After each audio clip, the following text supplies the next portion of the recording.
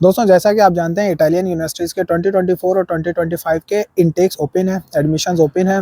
बहुत सारे admission secure कर भी चुके हैं स्टूडेंट्स। जिसके बाद का प्रोसेस होता है प्री इनरोलमेंट। प्री इनरोलमेंट एक बहुत ही इंपॉर्टेंट प्रोसेस होता है वीज़ा के एप्लीकेशन के लिए। रिसेंटली 2-3 दिन पहले प्री इनरोलमेंट की एप्लीकेशन ओपन हो चुकी हैं।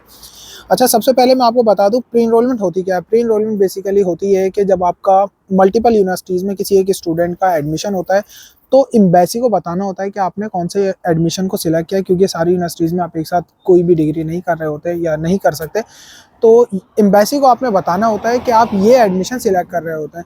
तो बेसिकली सिंपली आप उस एडमिशन को सिलेक्ट करते हैं और universitali.portal जो कि एक पोर्टल होता है, वहाँ पे आप जाके अपनी प्री इनरोलमेंट अप्लाई करते हैं। प्री इनरोलमेंट अप्लाई करने का बहुत ही एक आसान और शॉर्ट सा प्रोसेस होता है। सिंपली आप universitali.it के पोर्टल पे जाते हैं, वहाँ पे अपना बेसिक अकाउंट क्रिएट करते हैं, खुद को रजिस्टर करवाते हैं और वहाँ पे जो रिक्वायर्ड डॉक्यूमेंट्स होते हैं, जैसे जिसमें सबसे इंपॉर्टेंट डॉक्यूमेंट होता है आपका एडमिशन लेटर, आपकी सीवी, आपके रिकमेंडेशन लेटर्स और आपके जो मोटिवेशन लेटर था जो आपने एडमिशन लेने के लिए लिखा था, वो आप अपलोड कर देते हैं।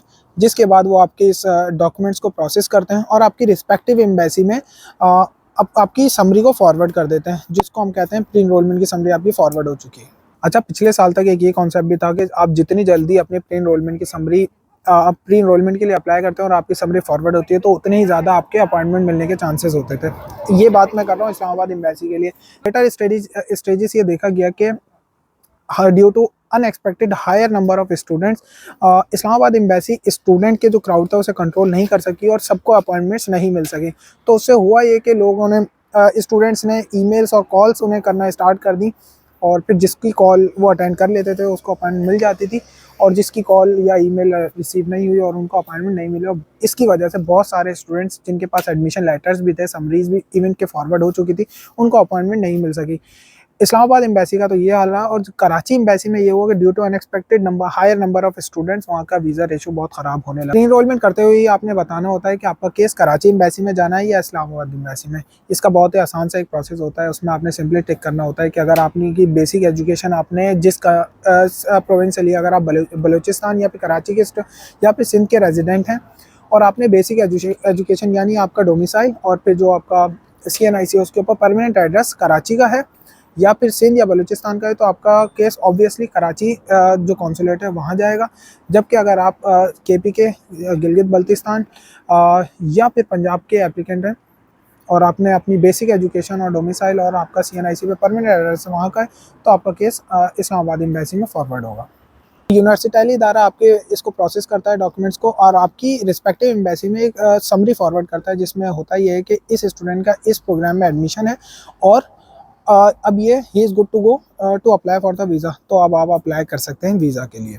अच्छा, लास्ट ईयर तक प्री एनरोलमेंट की समरी फॉरवर्ड होने के बाद कराची के जो एप्लीकेंट्स होते थे वो डायरेक्टली अपने जारीज जो इदारा है कराची में, वहाँ पे बगैर किसी अपॉइंटमेंट के वीज़ा के डॉक्यूमेंट्स प्रिपेयर करके जाके अपने डॉक्यूमेंट्स को सबमिट करके आ जाते थे। जबकि इस्लामाबाद एम्बेसी के जो स्टूडेंट्स हैं उन्हें अपॉइंटमेंट्स अप्लाई करनी होती थी और अपॉइंटमेंट अप्लाई करने के बाद जब उनकी रिस्पेक्टिव अपॉइंटमेंट आती थी उसके बाद वो उस वीज़ा की अपने वीज़ा फाइल जो होती थी उसको जाके सबमिट करवा के आ जाते थे। लेकिन अब इस साल से BLS एक इदारा है, थर्ड पार्टी इदारा है, जिसके थ्रू कहा जा रहा है कि अपॉइंटमेंट्स बुक की जाएंगी।